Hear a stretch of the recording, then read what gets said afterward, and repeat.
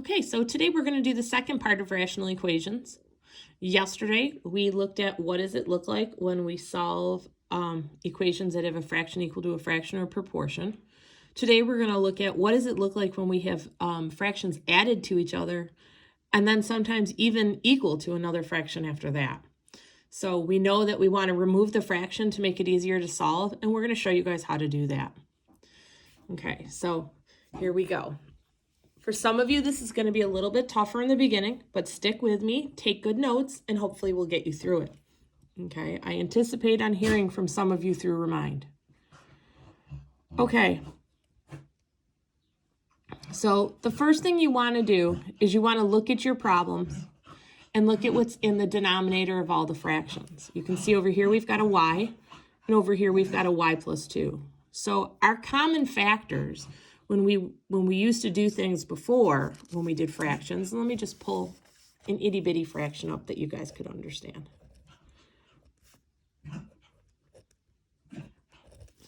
If we had 2 and 10, you had to have a common denominator. So normally you would figure out what numbers can they both go into and then change them.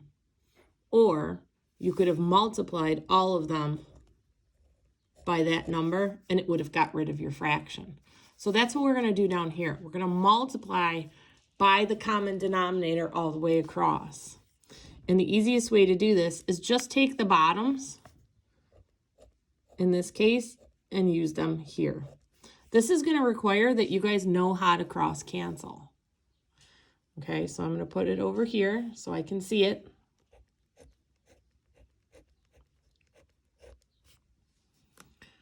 Okay.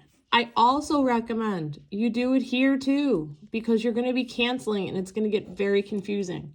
So you're multiplying every single piece in the fraction by that common denominator. Okay, here's why. When we look at this first piece, let me just get that out of there so it's not confusing for some of you.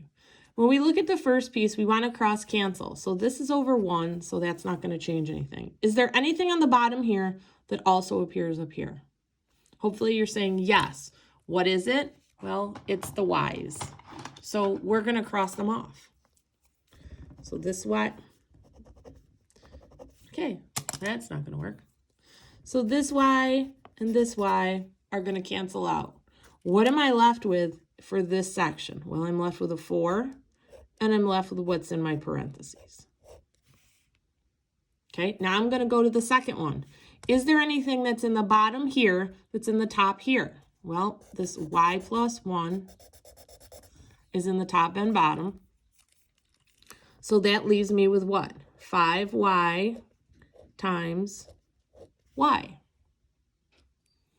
Okay, now I'm going to go to the next one. They're both over 1, so there's nothing that I can cross cancel there. So I'm just going to bring the whole thing down. 5 times y plus 1. Okay, that's probably going to be the hardest part for some of you guys. And the more you do it, the easier it gets. Okay, and I don't recommend you do the crossing out with pen in case you make a mistake and you have to go back and try to fix it. So if you do the crossing out with pencil, you can always erase it. Okay, so from here, it's solving an equation which we should be really good at. So as you look at this, we've got distributive here. So it's going to be 4y plus 4 plus, what's 5y times y? Well, 5y squared. Over here, we've got 5y, right? 5y essentially times y plus 1. So that's a distributive problem. So we're going to go this times this and this times this. So 5y times y is going to give me 5y squared. And 5y times 1 is going to give me 5y. If you need to stop that and rewind it and look at it again, go ahead. Okay. Now we're back to what we normally do. We need to sort and start solving. Okay, so we want to get things that are the same on the same side. So I'm going to move my 5y squareds over there. Now I'm going to move them over here. And I'm going to move the 4y over here, and let's see what happens. So this 5y is going to come over here. He's going to become minus 5y squared.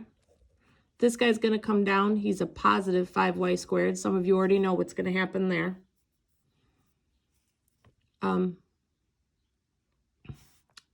We said we're going to move the 4 over here. So when I move that 4y, this one right here, he becomes minus 4y. And when I bring down this plus 5y, I'm going to have that. And I'm just going to drop down my whole number for now and see what's going on here, what's happening. Okay, so let's combine some like terms. What is minus 5y and plus 5y? Hopefully, you know that it's a cross off. It's a 0.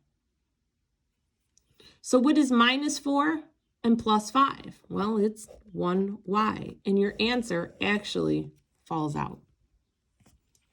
Okay, it won't always happen like that, but a lot of times it will, and that's great, because if it doesn't and we have a y squared, you guys all know that means that we have to do the tables in the t-charts. Okay, because we kind of came over a little bit, I'm going to put a post-it down to work on this one because I drifted. So what are we going to use for our denominator this time? Well, all the things in the bottom are y minus 2, y plus 2, and a 3. So that's going to be my denominator. So actually what I'm going to do is I'm going to get a whole sheet of paper to work this one out.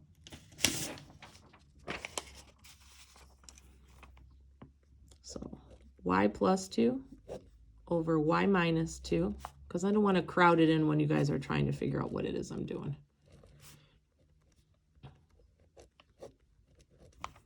Okay, so we said the common denominator is going to be all 3 of these pieces. So y minus 2, y plus 2, and a 3.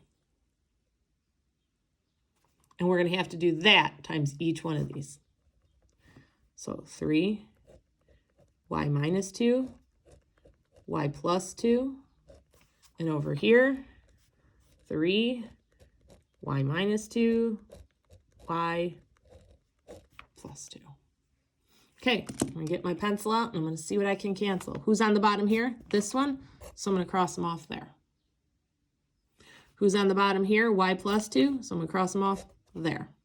Who's on the bottom here? The sad little 3. We're going to cross them off. Okay, so now we're going to go in and put it back together. So what do we have? Well, we've got 3. We've got a y plus 2 here. And a y plus 2 there. Minus, bring down my 2. I've also got a 3, right? There's my 3. And a y minus 2. Equal to, I've got a minus 7, right? Here's minus 7. And then I've got y minus 2 and y plus 2. It's long. I get it. You can handle it. I believe in you. Okay, so here we go.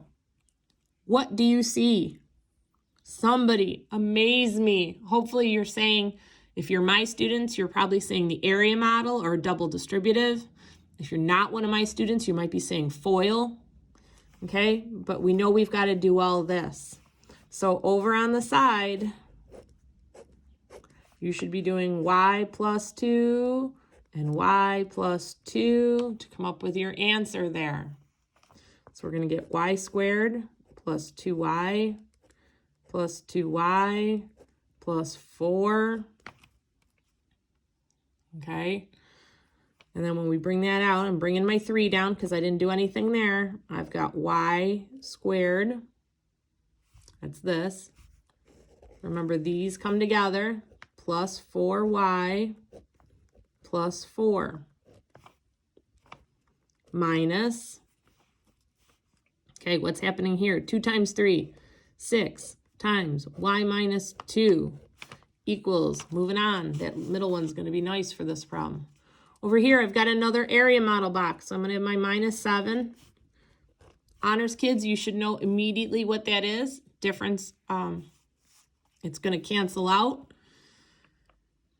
So you should be able to come up with your answers. If not, and my regular ed kids, we're going to go and get our area model box. This one's going to be a little different than the other one because it's got a sign change. So y squared plus 2y minus 2y minus 4. These go together and they actually cancel out, leaving me with y squared minus 4. So this lesson totally puts together a lot of stuff. Okay, now we're going to put it together. This is a big distributive, so it's going to be 3 times this, 3 times this, 3 times this. So I'm going to get 3y squared plus 12y. Where did the 12 come from? 3 times 4. Plus 12, because I got another 3 times 4. Minus 6y. Negative 6 times y. Here we go. This is where I'm going to lose people. Plus 12. Why is it plus? Negative 6 times negative 2 is positive 12. Equals. Now we've got a distributive over here. Negative 7 times y squared is negative 7y squared. Negative 7 times negative 4 is positive 28. Okay, so you're looking at this problem. There's a lot of stuff going on. You see we've got 2 y squareds and they have different coefficients, different numbers in front of them. It means everybody's got to go to one side. So we're going to sort everybody over here. Okay, so 3y squared, he's going to stay here. Minus 7 is going to become plus 7y squared. Okay, 12y, he stays, so his sign doesn't change. Minus 6, we want to bring over here to keep him the same. You've got a plus 12, and 28 is going to become negative. Okay, now we've got to put all this together. It's like a quest. Don't give up. When you play that video game, you got to get to the end. You got to beat the demon. Think of this problem like the demon. We got to get to the end. So circles, my kids know what this is. We're combining like terms. 3 plus 7 gives me 10y squared. I'm going to jump down just so you guys can get a feel for some space. Okay, next we've got y's. So positive 12 minus 6 is going to give me plus 6y. And then the last thing, we're going to bring in some triangles here. You might need your calculator. That's okay. Sometimes it's better than making mistakes. 12 plus 12 is 24. Minus 28 is minus 4. And then at this point, you would have to do a T-chart. I am not making you do a T-chart for any of these problems. If you can get to here, and this is what you're left with, you can stop for me. Okay, so I'm not making you go any crazier than that because this is the big factoring, and a lot of you guys are really struggling with the factoring. So I just want to get a feel for you starting to really get into these equations. Okay, let's go back and do this one and see what happens here.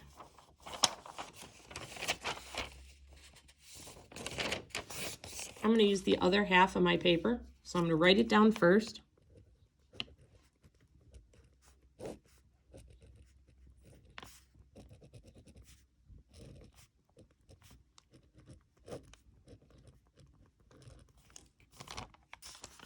Okay, and let's see what we do. Take a deep breath. I know the last one was intense. Okay, what's our denominator? This is a big 2, so he's a 1. So that means our denominator is going to be this and this.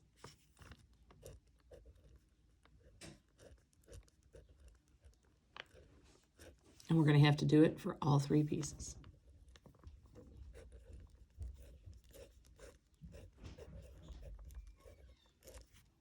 Including this one.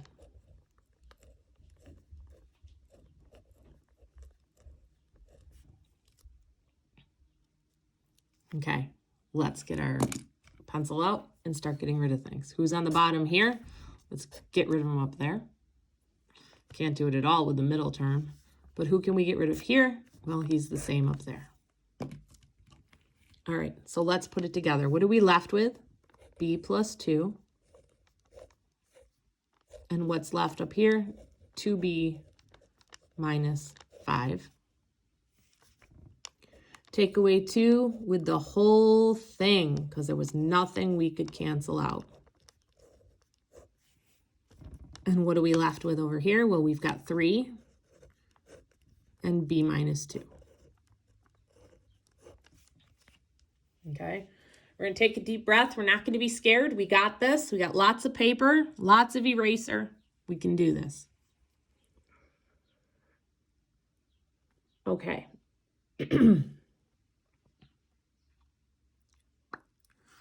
We're going to have to do the area model again for the first one and the second one. So even if you want to do it over on the side, like I'm over here in my little margin, so it doesn't interfere with all my work over here, that's fine. But don't throw the area models out in case that's where your problem is and I need to look at the area model.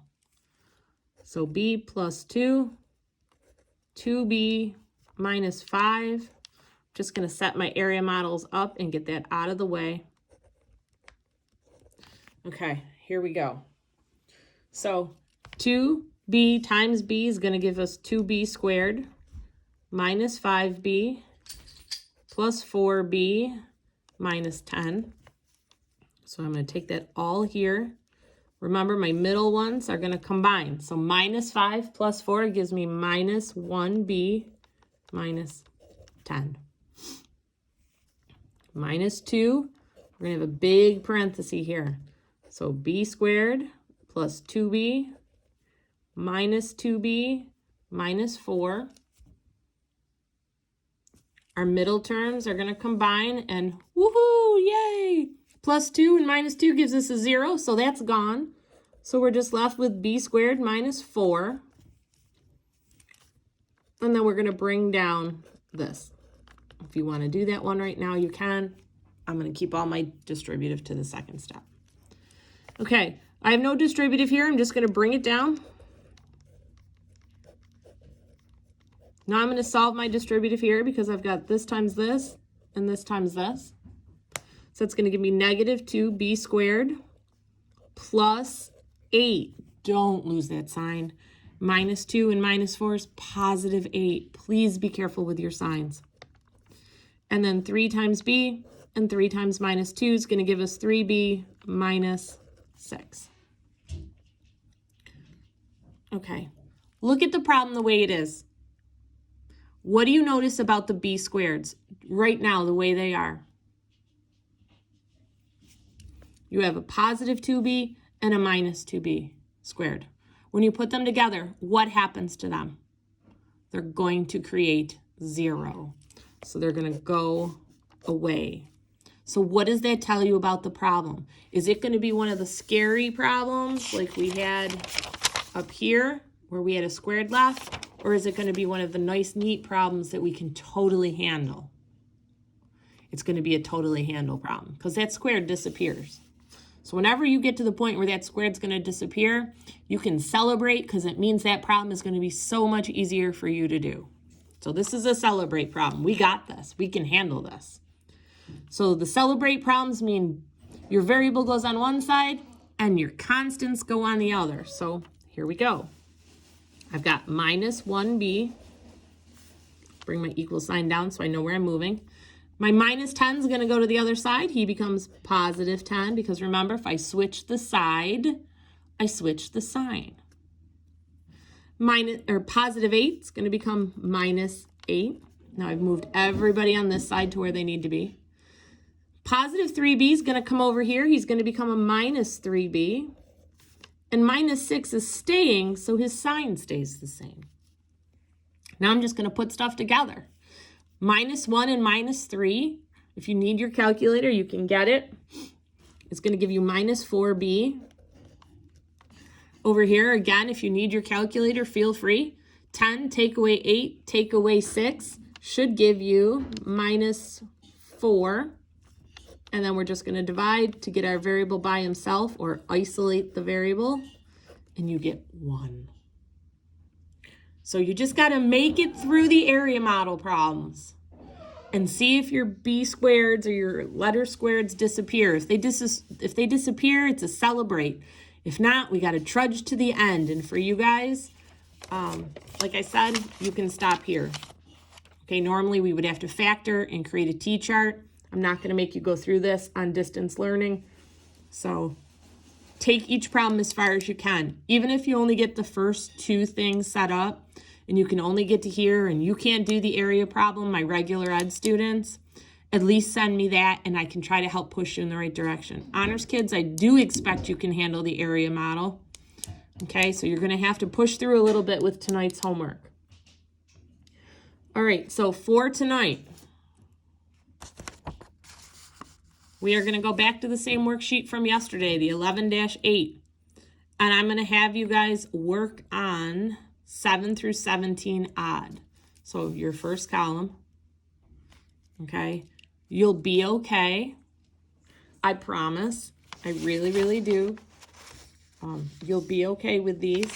You'll be able to handle them.